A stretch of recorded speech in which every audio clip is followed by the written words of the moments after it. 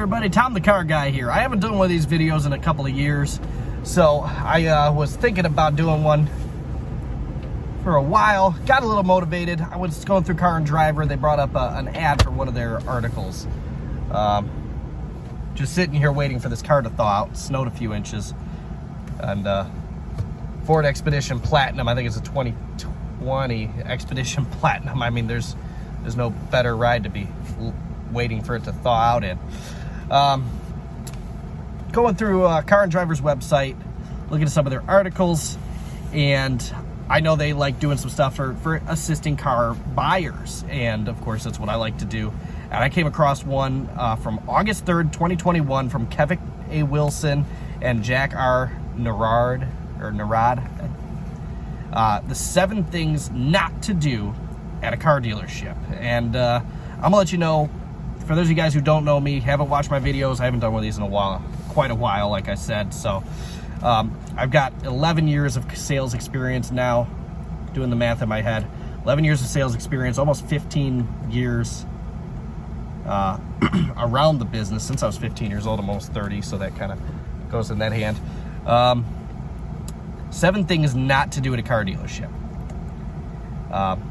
Number 1 was don't enter the dealership without a plan. I'm gonna go off these percentages and what percentage I agree. 100% agree, 50% agree, 0%, blah blah blah. So this one, don't enter the car dealership without a plan. This one, 100% agree. 100% agree on this one.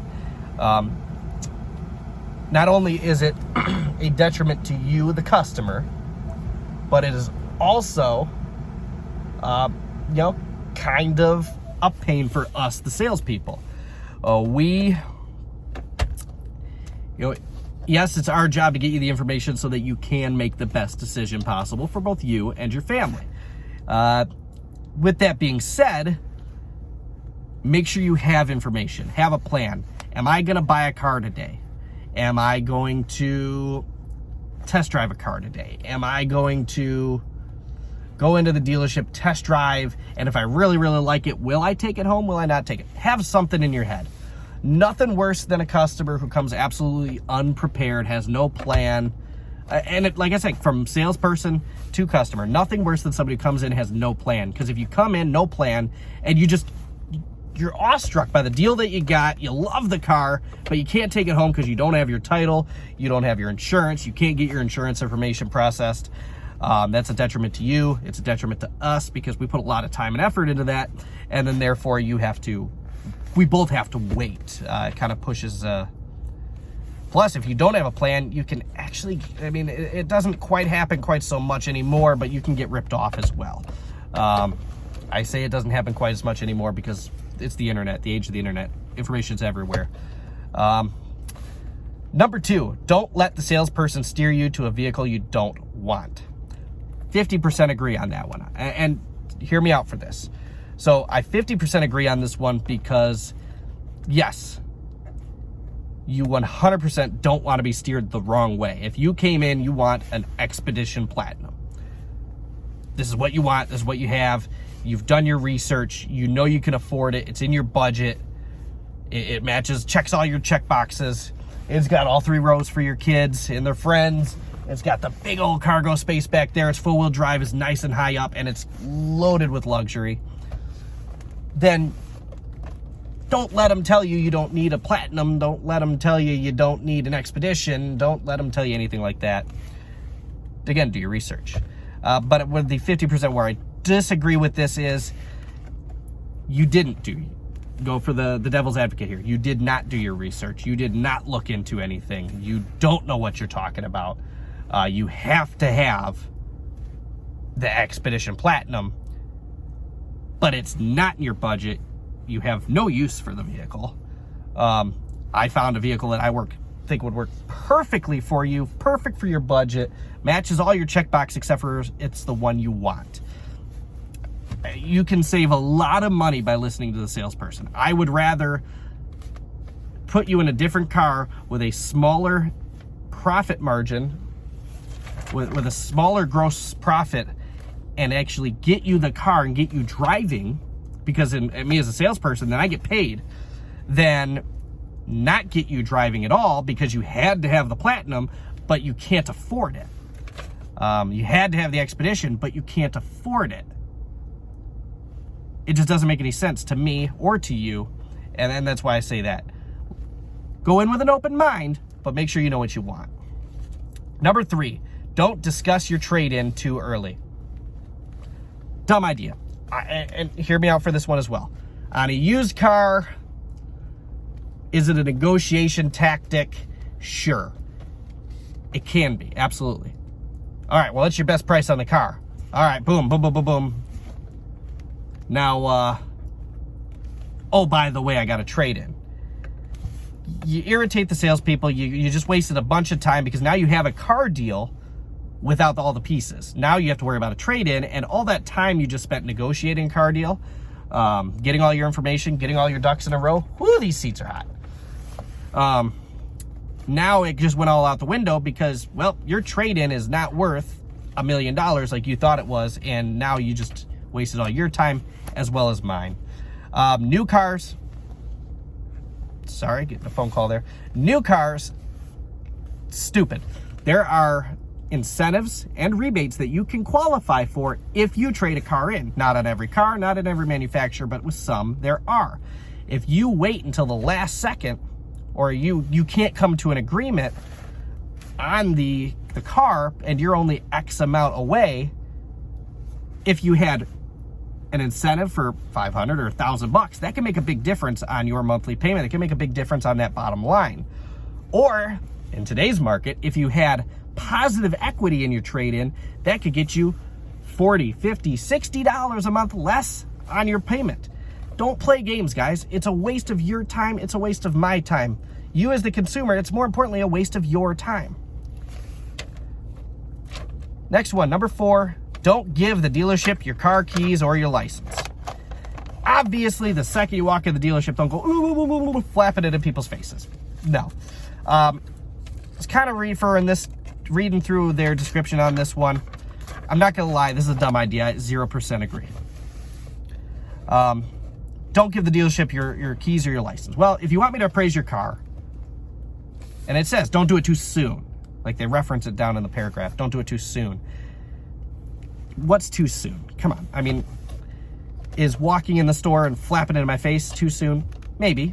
But if your biggest thing is your trade-in value, why not give me your key? Give me that. Also, I'm going to need your driver's license to confirm that you're the registered owner of that vehicle. You're not trying to sell me something stolen or something that belongs to your wife who doesn't know you're trading it in, and then we get stuck in the middle. Not happening. We have no interest in that. I need your license for a test drive.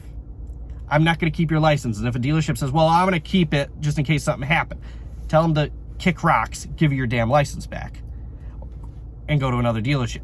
Or make a copy and hold on to it. It lasts longer. You're trading in your car, give them the keys. It's 2022 now. No one's holding on to your keys and throwing them on the roof. The 1980s horror stories are over. Give it a rest. I've never seen it. I've been in this business since I was 15 years old. I've never seen it. I've worked for a lot of dealers. I've been around a lot of dealers when I was a kid. Just no. Number 5, don't let the dealership run a credit check.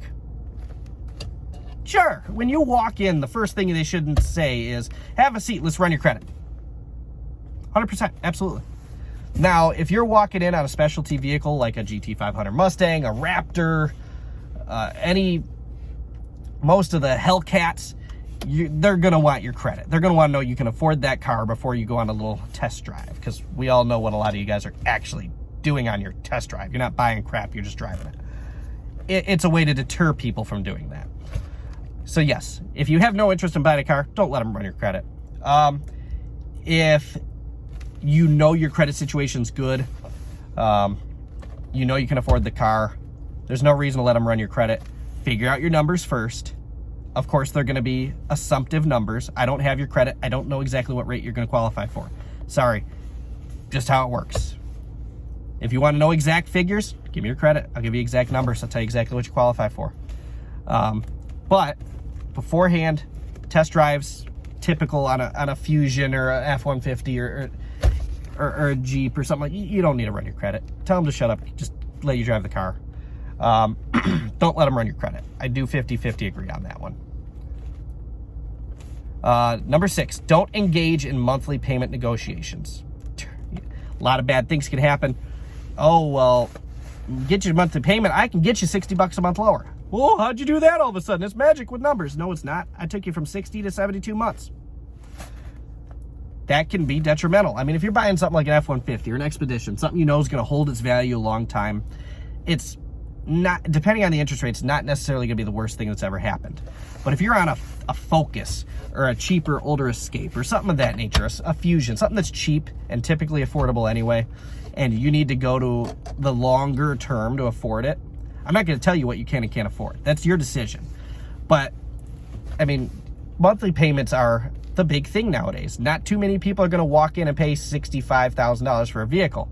They're going to walk in and pay X figure per month. I'll give you a prime example on this. You know, you can negotiate till you're blue in the face, agree, all right, we're going to pay 30 grand for this car. It started at 35, you negotiated it down to 30, you got a great deal. But now we start talking about payments. You can't afford that payment anyway. Now you just wasted your time and mine again. Don't necessarily negotiate off payments, but also don't necessarily negotiate just off that bottom line. I have had that happen many times. So on that one, 50% agree. Last but not least, don't feel you have to buy right now. 100%, absolutely. I'm not a high pressure salesperson. I will never tell you have to buy it now unless it's a specialty car or if it's something that I absolutely know there's 30 people on. I have had way more positive feedback on customers the way I sell cars versus the guy that sits next to me or behind me or over there. Oh, you gotta buy now. Buy. It drives me nuts. Customers don't like it. I don't like it. So it's just not the way to go about doing business. I don't like that. Don't feel like you have to buy right now. It could be a good negotiating tool. Get up and walk away. Oh, well, hey, Mr. Customer, what if I could do $20 less a month? Mr. Customer, what if I could knock another $500 off the car? It can work that way. Not always, especially in today's market. In today's market, my management is sometimes letting people walk over a small increment. It is what it is in today's market. There's no cars out there, especially new. I know a dealership that I used to work for. We were a one-price store on used cars. If you didn't have the 38 cents at the end of the day to pay the taxes on the remainder of the taxes on your purchase, you didn't bring the car home. It's just like buying a TV. If it's $22,588 and 34 cents and you don't have that 34 cents, personally, I always kept change in my desk because a lot of people would say, oh, well, 34 cents, you're going to lose a deal over 34 cents. Yeah, they would. That dealership would. The dealer model is changing. A lot of people, everybody wants best price up front, best price up front. Well, if you don't negotiate, 34 cents is technically negotiating. So this one here, 100%, don't feel like you have to buy. You never have to buy a car unless you don't have one. But you don't have to buy that one. Keep that in mind, guys.